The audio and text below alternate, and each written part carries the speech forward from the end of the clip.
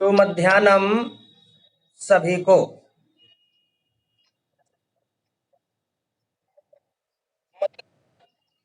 सुमध्याह्नं सभी को दोपहर का नमस्कार, जिसको गुड आफ्टरनून बोलते हैं। आज वयम मधुरवचनानि विषये पठिष्यामः। आज जो शेष 3 मधुर वचन श्लोक बचे हुए हैं, उसके बारे में पढ़ेंगे और समझेंगे। अनंतरम अभ्यास कार्य। तो इससे पहले जो पिछली कक्षा में जो पढ़े थे, नरस्याभरणम रूपम रूपस्याभरणम गुणः गुणस्याभरणम ज्ञानम ज्ञानस्याभरणम क्षमा, ये सभी बच्चों को तो अच्छी प्रकार से समझ में आ गया होगा। अच्छा, शोभनम। और आगे एक था हस्तस्य भूषणम दानम सत्यम कंठस्य भूषणम श्रोत्रस्य भूषणम शास्त्रम व्यर्थम स्वर्णस्य भूषणम। ये भी समझ में आ गया है सभी बच्चों को। कौन सा? चलो तो इसके बारे में थोड़ा सा समझा देते हैं। आज तृतीय श्लोक से हम लोग पढ़ना प्रारंभ करेंगे।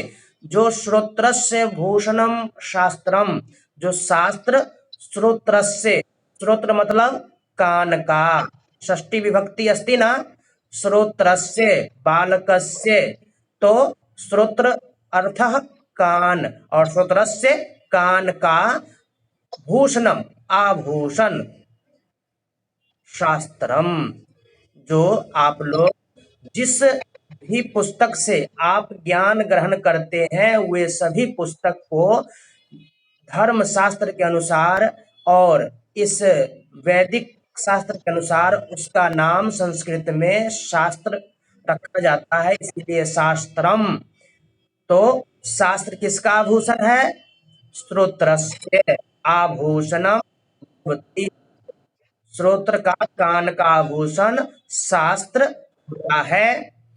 और व्यर्थम स्वर्णस्य भूषणम, और क्या कहा गया है कि ये सभी यदि आभूषण आपके अंदर नहीं है, आप ऐसा नहीं करते हैं, सत्य नहीं बोलते हैं, दान नहीं करते हैं, और शास्त्र को नहीं सुनते हैं, यानी कि जो भी शिक्षक पढ़ाते हैं उस पर आप ध्यान नहीं देते हैं, याद नहीं करते हैं, स्वाध्याय नहीं करते हैं, तो यह जो सोने रूपी आभूषण है, जो आप शरीर पर पहन करके सुंदर लगने की कल्पना करते हैं, वह व्यर्थ कहा गया है। वह स्वर्णस्य आभूषणम, सोने की आभूषण, व्यर्थम मतलब बेकार है। सबको समझ में आ गया? इस श्लोक में कोई भी संधि कार्य नहीं है। बोलो तो।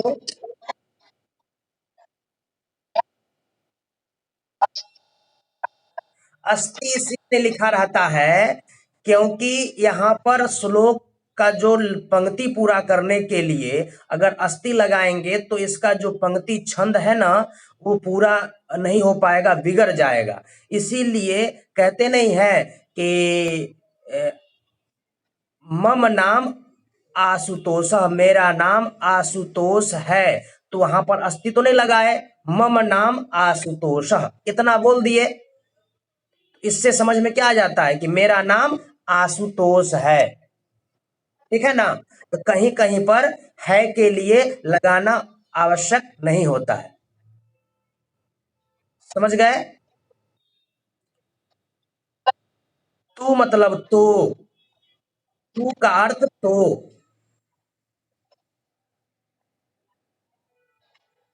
आगे बढ़े। अब आज तृतीय श्लोक यहाँ पर जो है, अथई केन, अपने अपने पुस्तक में सभी देखेंगे तब आपको समझ में आएगी। अथई केन न हस्तेन तालिका संप्रपद्यते तथोद्यमं परित्यज्य न फलं कर्मणः भवेत्। अथैकेन, अब इसका जो है एक बार समझाने के बाद आपको कैसे कैसे शब्दों का विग्रह करके अर्थ निकाल रहे हैं उसका तरीका बताएंगे। अपने ब्लैक बोर्ड नहीं है, कॉपी के माध्यम से। अथैकेन, यथा जोर एकेन, अभी भी म्यूट कुछ बच्चों का नहीं है, करें म्यूट। अथैकेन, यथा जोर एकेन, इसमें आप लोग यदि संधि अच्छी तरह पढ़े होंगे तो यहां पर आपके मन में आ रहा होगा वृद्धि संधि अस्ति, वृद्धि संधि। यथैकेन, यथा जोर एकेन, यथैकेन वृद्धि संधि अत्र अस्ति। यथा अर्थः जैसे, एकेन एक से, दोनों का अर्थ हो गया। न हस्तेन, हस्तेन अर्थात हाथ के द्वारा या हाथ से, यह दोबारा आप पढ़ रहे हैं, दूसरे श्लोक में भी इसके बारे में चर्चा हुआ था। हस्तेन हाथ से या हाथ के द्वारा। तालिका, ताली जो हाथ से ऐसे से बजाते हैं इसको क्या बोलते हैं? ताली। संस्कृत में क्या बोलेंगे? तालिका। स्र संप्रपद्यते, संप्रपद्यते अर्थः बजाई जाती है। इसका पूरे अर्थ क्या होगा? जैसे, जैसे एक हाथ से या एक हाथ के द्वारा ताली बजाई, बीच में न है इसीलिए नहीं जाती है। तथोद्यमम, दूसरे पंक्ति में जाएंगे। तथा उद्यमम, यहां पर कौन सी संधि है? तथा उद्यमम गुण संधि। ऊपर पंक्ति में वृद्धि संधि अथैकेन और दूसरे पंक्ति में है तथोद्यमम गुण संधि। तथा उद्यमम, तथा जोर उद्यमम, तथोद्यमम अलग अलग करेंगे तो क्या होगा? तथा अ, तथा आ और उद्यमम उ, आ जोर उ बराबर ओ। तो तथा का अर्थ क्या हो जाएगा अलग करेंगे तो? वैसे। तथा का अर्थ वैसे। उद्यमम परिश्रमी, परित्यज्य त्याग कर, परित्यज्य त्याग कर। कौन सा प्रत्यय है? परि उपसर्ग पूर्वक त्यज धातु से लय प्रत्यय जोड़ करके परित्यज्य शब्द का निर्माण होता है, जिसका अर्थ है त्याग कर, अर्थः त्याग कर। न नहीं, फलम कर्मणः भवेत, फलम मतलब फल को, कर्मणः कर्म से मतलब मेहनत करके, कोई कार्य करने से, भवेत होना चाहिए। इस पूरे का अर्थ होगा यथैकेन, जैसे एक हाथ से ताली नहीं बजती है, तथोद्यमम दूसरे पंक्ति में, तथोद्यमम वैसे ही परिश्रम परित्यज्य मेहनत को त्याग कर, कर्मणः कर्म को छोड़कर फल की प्राप्ति भाग्येन भाग्य से नहीं होता है। जैसे आप लोग ये सोचेंगे कि मैं मेहनत नहीं करूंगा और केवल भगवान भगवान करते रहेंगे कि हमें अच्छा नंबर आ जाए, तो नहीं होगा। उसके लिए क्या करना पड़ेगा? परिश्रम करना पड़ेगा। अब तो परिश्रम से ही आपको फल की प्राप्ति होगी। कैसे फल की? जो आप रिजल्ट लाएंगे, आप परीक्षा में पास होंगे, वैसे फल की प्राप्ति आपके पढ़ने में मेहनत करेंगे तभी आपको प्राप्ति होगी। इसीलिए इसमें कहा गया है किमस्ति होना चाहिए। मतलब विद्यार्थी आप लोग हैं, आप लोग कैसा होना चाहिए, तुम लोग को कैसा होना चाहिए, भाग्य पर आश्रित नहीं रहना चाहिए। किस पर रहना चाहिए, परिश्रम करना चाहिए। यही आप लोग को शिक्षा दे रहे हैं 10वां पाठ में मधुर वचनों के माध्यम से, कि जिस प्रकार उदाहरण उदाहरण में क्या दिया गया कि दोनों हाथ, जब तक दो हाथ एक साथ नहीं जुड़ेंगे तो ताली का आवाज नहीं निकलेगा, ताली नहीं बजेगी, एक हाथ से कुछ नहीं होगा। उसी प्रकार यदि आप मेहनत नहीं करेंगे तो केवल भाग्य से कुछ नहीं होता है। भाग्य भी रहेगा और मेहनत भी करेंगे, तब आप उन्नति करेंगे, अच्छे बनेंगे। उसका संस्कृत में क्या कहा गया है, यथा एकेन हस्तेन एव तालिका वादनम न भवति। जैसे एक हाथ के द्वारा ही तालिका वादनम, ताली नहीं बजाई ताली बजाना नहीं होता है, तथैव वैसे ही परिश्रम त्यक्त्वा, परिश्रम को त्याग कर, केवलम केवल भाग्येन, भाग्य से, एव ही कार्यस्य, आपके सामने पंक्ति है वही मैं बोल रहा हूं, कार्यस्य, कार्य का फलम, जो फल मिलता है, फल प्राप्त होता है, न भवति, वह भाग्य केवल से नहीं परिश्रम से प्राप्त होता है। अब इसका अब वदतु, हाँ वदतु,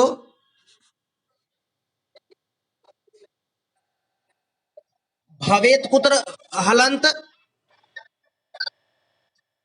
हाँ हाँ, देखो इसमें क्या है, भवेत, भवेताम भवेयु, यदि आप का प्रयोग करेंगे तो वहां पर भवेत का प्रयोग होगा।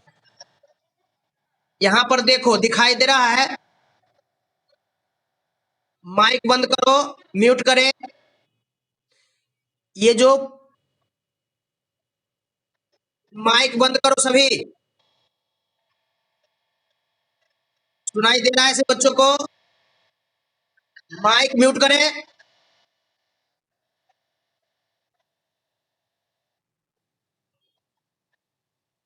म्यूट करो, कौन ऑन कर रखे हो।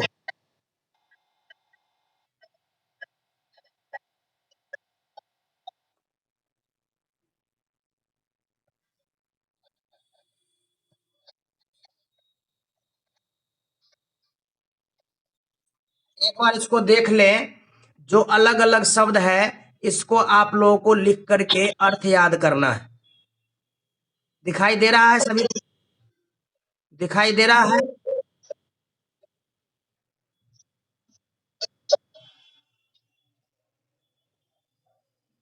अब तो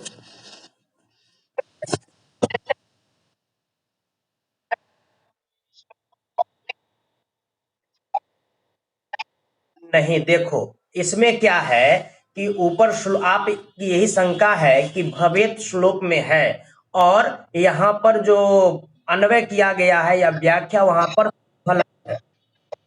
तो जहां पर तुम का अर्थ लेंगे, तुम सब का अर्थ लेंगे, वहां पर भवेत का प्रयोग होगा, और जिस जगह पर आप या वह वे सब का प्रयोग करेंगे तो वहां पर भवेत में तो हलंत का प्रयोग होगा।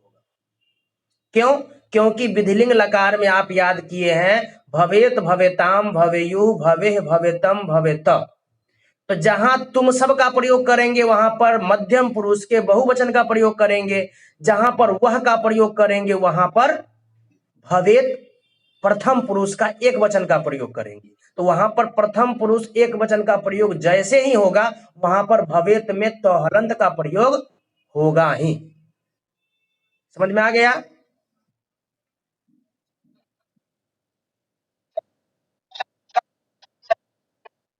वाक्य में कैसे नहीं निकल रहा है।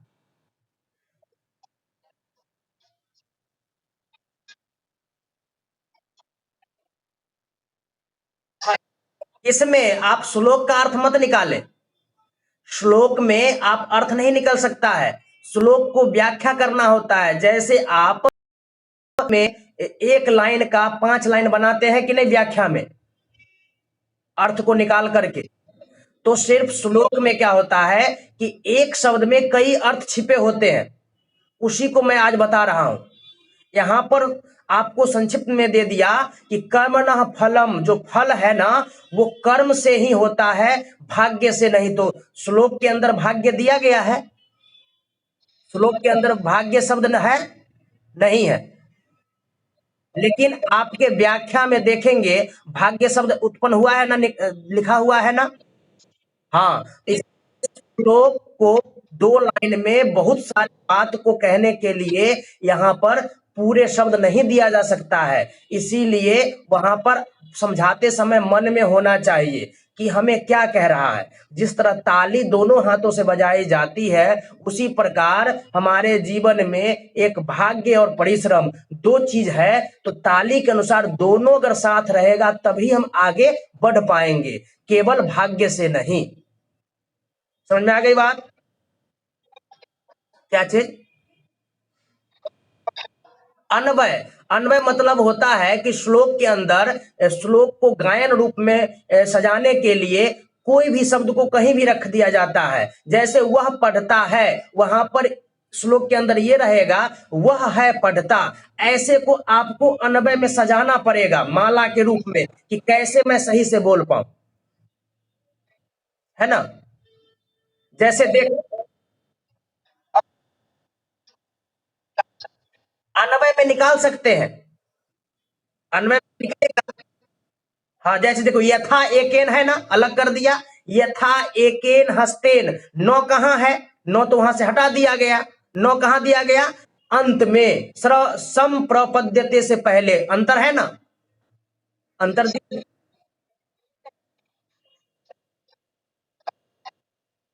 भवेत निकलेगा।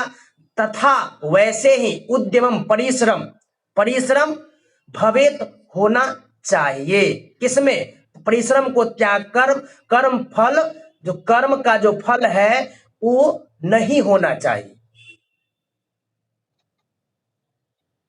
है ना। अगर कोई दिक्कत होगी तो आप अभी कॉल करके एक बार हमसे और पूछ सकते हैं, चाहे अगले दिन इसके बारे में और पूछेंगे, ठीक है। समझ में आ गया? ठीक है, अगला शब्द का करें, एक बार इसका उच्चारण कर लेंगे। अथैकेन न हस्तेन, उच्चारण करें। न हस्तेन तालिका संप्रपद्यते,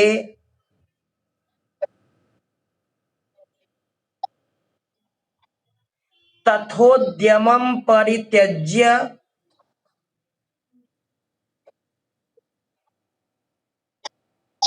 न फलं कर्मणः भवेत्। न फलम, आप सभी इसका उच्चारण कई बार करेंगे तो आपको उच्चारण में सुधार आएगा, है ना। उसको उच्चारण करते रहेंगे घर पे कई बार। अब चतुर्थ श्लोक नीचे है, यस्य न अस्ति स्वयं प्रज्ञः शास्त्रम तस्य करोति किम, लोचनाभ्यां विहीनस्य दर्पणः किम करिष्यति। इस श्लोक में कहा गया है यस्य नास्ति। अब इसमें जब श्लोक एक बार पढ़ लेते हैं तो उसमें सबसे पहले किस पर ध्यान देना होता है कि उसमें कठिन शब्द तो नहीं दिख रहे हैं। उस कठिन शब्दों में 2 शब्द तो जुड़ा हुआ नहीं है, उसको अलग अलग करना। वो कैसे आप जान पाएंगे? जब आप संधि पढ़ लिए हैं, अच्छे से अगर पढ़ के रखे होंगे, तब आपको ये सब जानकारी अपने आप आपके मन में आने लगी। तो यहाँ पर चौथे श्लोक को देखने से ये मालूम पड़ता है कि यहाँ पर शब्द में कोई ऐसा शब्द नहीं है जो कि 2 शब्द एक साथ जुड़ करके संधि कार्य हुआ है। जिस प्रकार तृतीय श्लोक में 2 जगह हमें देखने को मिला, अथैकेन और तथोद्यमम में एक जगह वृद्धि संधि, एक जगह गुण संधि, 2 शब्द जुड़े हुए थे। लेकिन जो चतुर्थ श्लोक है उसमें कोई ऐसा शब्द नहीं है जो कि जुड़ा हुआ है। कहां पर आप बताएं, कहां पर? नौ जोर, हाँ, तब यही यही मैं जानना चाह रहा था कि आप सभी बच्चों को क्या मैं बोल रहा हूँ वो सत्य लगा या गलत लगा। तो आप लोगों ने बहुत अच्छा आपने बताया कि नास्ति ये शब्द जुड़े हुए हैं। तो अब एक एक शब्द को अर्थ करेंगे और उसको सुनेंगे, और जो आपको लगे कि नहीं इसको लिखने योग्य है उसको लिख लेना। यस्य, यस्य एक शब्द रूप है जो के लिए प्रयोग होता है। यह यौ ये, यम यौ यान, येन याभ्याम, ये भी इस तरह करके एक शब्द रूप चलता है सहतौते के समान, जिसका अर्थ होता है जो। वही में से यह जो है षष्ठी विभक्ति एक वचन में यस्य का प्रयोग है, तो इसका अर्थ क्या होगा? जिसका। ना अस्ति, नास्ति अर्थः नहीं है, नास्ति, नास्ति नहीं है। और स्वयं, स्वयं तो आप जानते हो, स्वयं हिंदी में भी प्रयोग होता है और संस्कृत में भी प्रयोग होता है। स्वयं। यस का है यत, य तो हलंत, यत। जिस तरह सह का मूल शब्द तत् होता है ना, तो हलंत, तो और तो हलंत आप लोग जान रहे हैं, उसी प्रकार यस्य का मूल शब्द यत होता है। तो स्वयं का जो हिंदी होगा वो स्वयं ही होगा। अब जो आगे वाला शब्द है प्रज्ञा, प्रज्ञा अर्थ बुद्धि, प्रज्ञा अर्थ बुद्धि। शास्त्रम, शास्त्र को, अब ये दोबारा आ गया है शास्त्र, इसके बारे में बताने की आवश्यकता हमें लगता है कि नहीं होगी। शास्त्र, शास्त्र को, तस्य, तस्य अर्थ उसका, उसका ये तो जानते हो, सहतौते, तम तौतान, तेन ताभ्याम तहि, षष्ठी विभक्ति में तस्य तयोः तेषाम। सर्वे छात्रा जानन्ति, जानते हैं ना? हाँ। हाँ, तो ये सब व्याकरण का जो भाग है इसको आप पुनरावृत्ति करते रहेंगे, आपस में चर्चा करते रहेंगे, तभी आप श्लोक का अर्थ कर पाएंगे, क्योंकि इसमें अर्थ ही मुख्य है। जब अर्थ हो जाए तो आप उसको जोड़ करके आप व्याख्या कर सकते हैं कि श्लोक हमें क्या शिक्षा दे रही है हमारे जीवन के लिए और हमारे अभ्यास कार्य के लिए। तो उससे आगे चले, करोति किम, करोति मतलब करता है, और किम अर्थ क्या। अब इसको मुझे सजाना है, अभी तो ऐसे ही अर्थ कर रहा हूं, इसको आगे अन्वय में सजाएंगे। किस तरह सजाएंगे? कि जिस तरह हमें शब्द सुनने में अच्छा लगे, आगे पीछे न रहे, उसका अर्थ एकदम सुंदर रूप में निकले। सबको आवाज सुनाई दे रही है? आगे, लोचनाभ्याम, नेत्राभ्याम सभी छात्र जानते हैं ना? नेत्राभ्याम आंख के लिए होता है, उसी प्रकार इसका लोचनाभ्याम, लोचनाभ्याम दो आंख है इसीलिए, आंखों,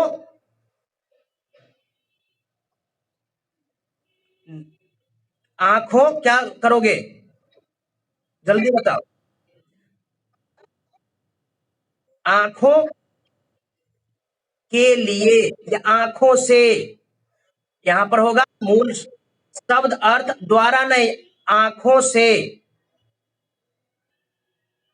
या आंखों के द्वारा भी कर सकते हैं, कोई दिक्कत नहीं है, क्योंकि दोनों अर्थ हिंदी अर्थ में होता है। विहीनस्य के लिए, नास्ति, एक के लिए नहीं होगा, आंखों के द्वारा या आंखों से, विहीन यहाँ के द्वारा सुंदर नहीं लग रहा है, से करेंगे। विहीन, विहीन मतलब हाँ वंचित है। दर्पण, दर्पण शीशा, किम करिष्यति क्या करेगा। अब दोनों में दो अर्थ है।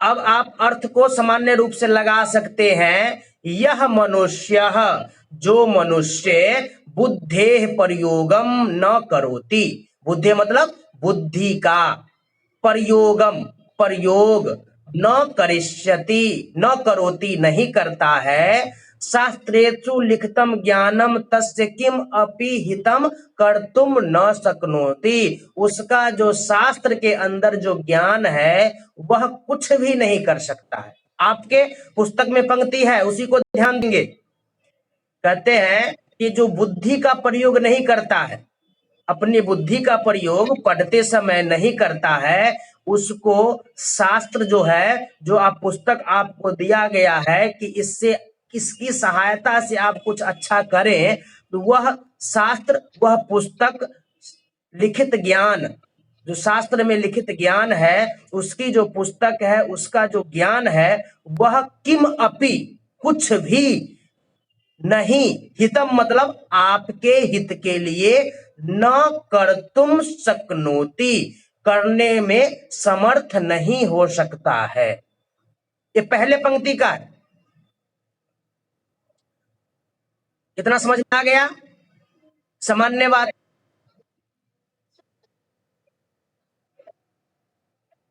क्या बोले? शक्नोति, ये शक धातु से होता है, शक्नोति रूप चलता है, धातु है शक्नोति, शक्नुतः, शक्नुवंती, ये कठिन शब्द है। सिर्फ इसका अर्थ आप लोग याद करके रखेंगे।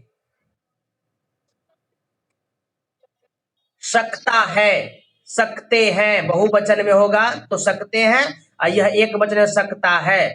कुछ कर, तुम करने के लिए समर्थ नहीं हो सकता है, कर नहीं सकता है। ठीक है। अब लोचनाभ्याम कैसे, उदाहरण देते हैं ना, जब आप लोग पढ़ते हैं तो कुछ निर्जीव वस्तु से, कुछ सामने दिख रहा है वस्तु, उसके माध्यम से आप लोगों को उदाहरण देते हैं कि देखो इस प्रकार ये जैसे करता है वैसे होना चाहिए। तो इसके लिए उदाहरण क्या दिया गया है? लोचनाभ्याम, अंधे, जो आंख से विहीन है, आंख से दिखाई नहीं देता है, उसका उदाहरण आपके बुद्धि के लिए दिया गया है कि लोचनाभ्याम विहीनस्य, जो आंख से विहीन है, आंख से अंधा है, दर्पण किम करिष्यति, उसके लिए दर्पण नहीं, आंख रहेगा, आंख से दिखाई देगा, तब तो शीशे में अपने चेहरे को देख पाएंगे। और जिसको दिखाई नहीं देगा उसके सामने बहुत बड़ा शीशा लगा देंगे, क्या वो अपना चेहरा देख पाएगा? नहीं, नहीं। हाँ, इसीलिए कहा गया है, जिस प्रकार एक अंधा व्यक्ति, एक दिव्यांग, जिसका नाम क्या दिया गया है? दिव्यांग, जो दिव्यांग व्यक्ति है, जिसका आंख रहते हुए भी दिखाई नहीं देता है कुछ कारणों से, वो व्यक्ति के लिए शीशा उपयोगी नहीं है, वो शीशा से कोई फायदा उठा नहीं सकता है, अपने सुंदरता को, अपने चेहरे को नहीं देख सकता है।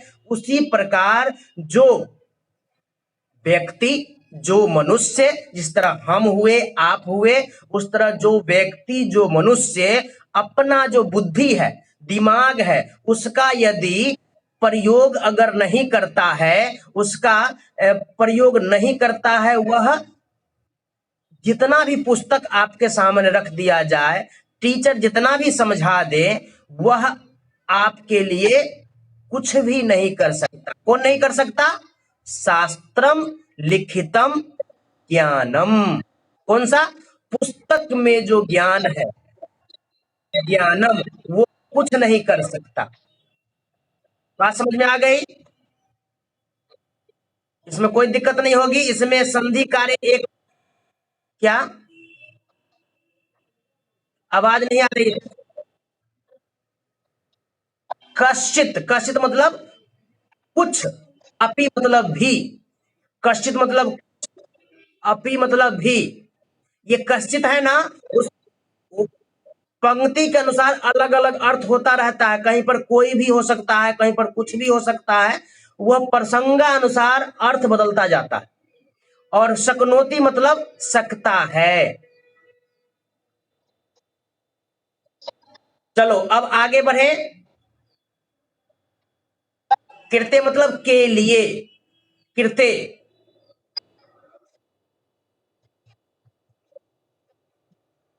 देख, अन्वय में क्या किया जाता है कि श्लोक में जो देखना अलग अलग शब्द दिया गया होगा, आपको ध्यान देंगे तो अन्वय और जो श्लोक है दोनों में अंतर दिख रहा है। एक शब्द पहले स्थान पर है, उसको अंतिम स्थान पर रख दिया गया है।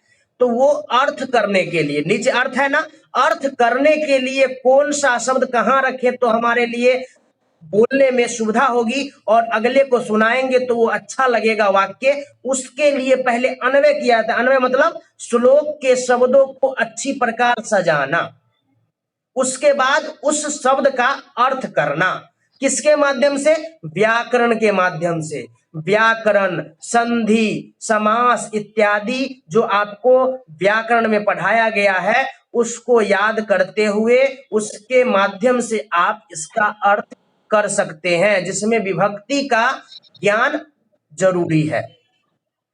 यहां तक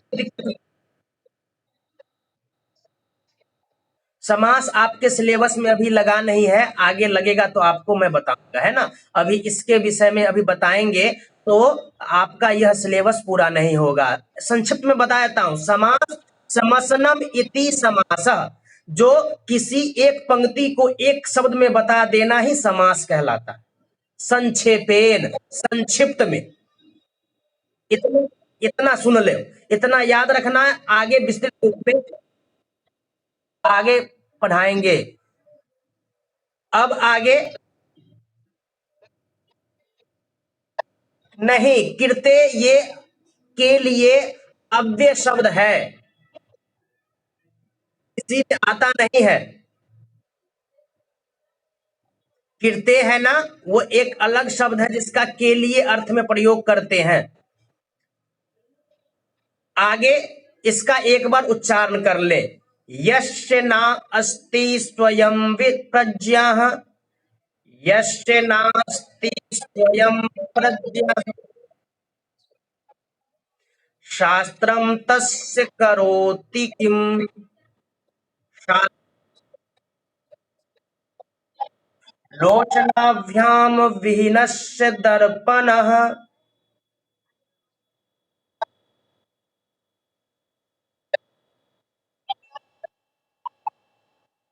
दर्पणः किम करिष्यति।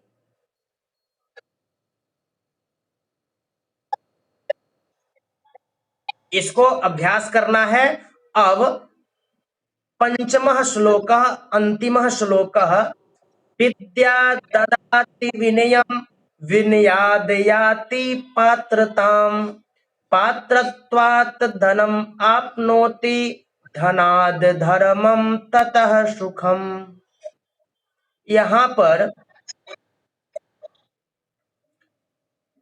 ये आप लोगों को कई बार जान चुके हैं, विद्या के बारे में कई बार आप लोग सुने होंगे, फिर भी अर्थ एक बार बोल देते हैं, आप लोग सुन लेना। विद्या ददाति विनयम, विद्या क्या देती है? विनम्र देती है, विनम्रता को।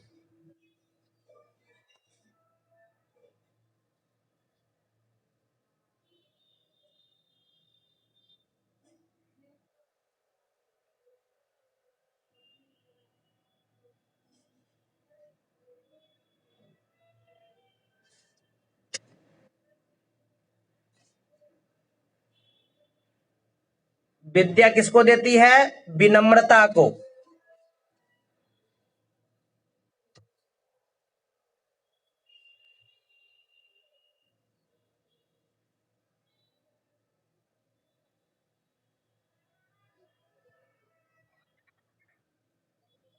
आवाज जा रही है?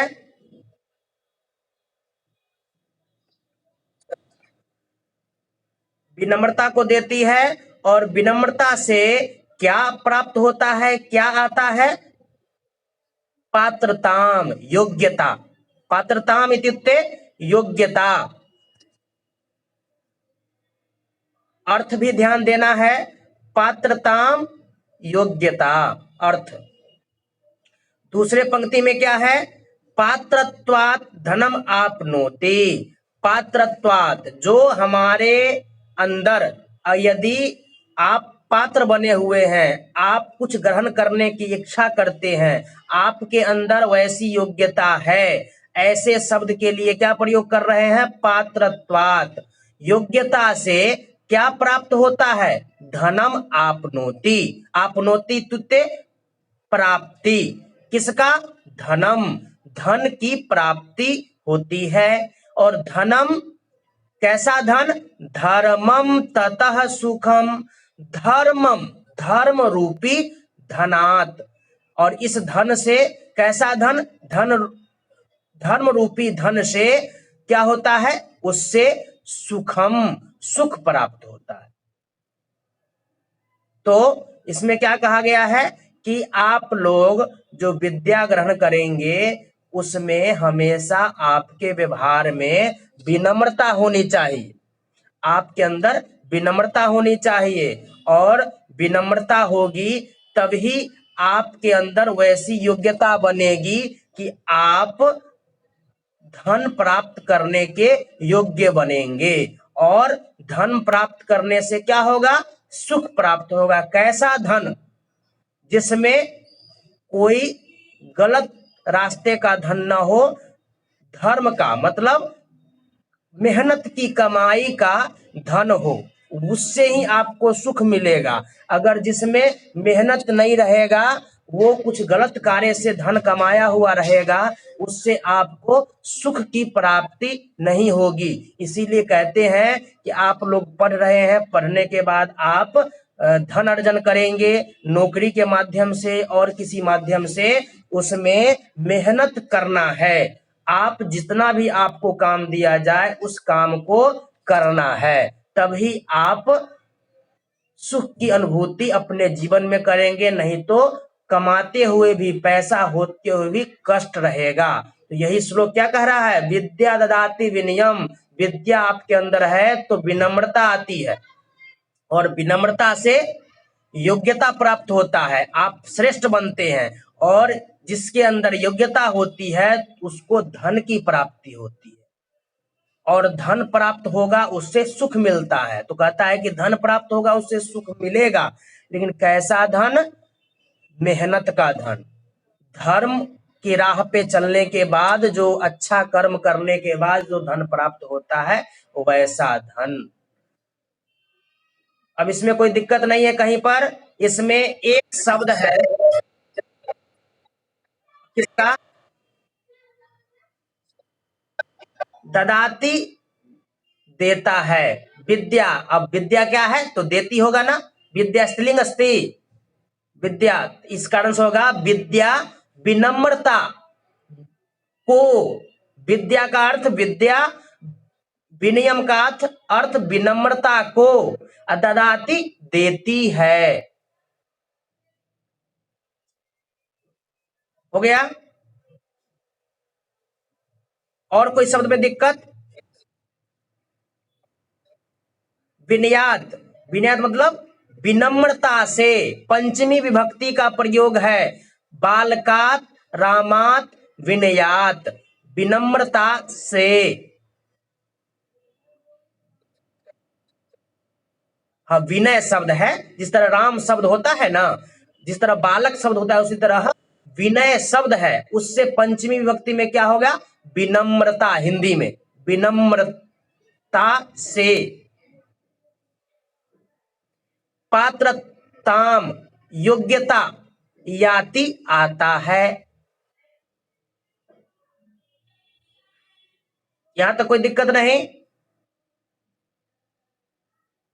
पात्र, किम, याति प्राप्त होता है या आता है, दोनों अर्थ हो जाएंगे। और कोई शब्द में धनम आपनोति, एक शब्द और है, कठिन शब्द है, धनम आपनोति। यहां पर धनम में मोहलंत में इधर से स्वर संधि जुड़ करके धनम आपनोति बन गया है, जिसको अलग करेंगे तो धनम में मोहलंत और जोड़ आपनोति, आपनोति मतलब प्राप्त होता है। धन का अर्थ धन। सभी बच्चों को कोई शब्द में दिक्कत नहीं है? कितने बच्चे हैं अभी? 4 ही बच्चे हैं। चलो 2 ही हैं। हाँ, एक बार जब कट जाता है ना, उसके बाद फिर दोबारा बच्चे जुड़ नहीं पाते हैं। इसके बारे में आप सभी आपस में बोलेंगे कि जब एक बार जब कट जाता है तो दोबारा जुड़ने के लिए। समय कितना शेष रह गया है? समय कितना शेष है? हाँ, तो अब इसके बारे में कुछ पूछना है तो पूछ लो, जो भी बच्चे हैं।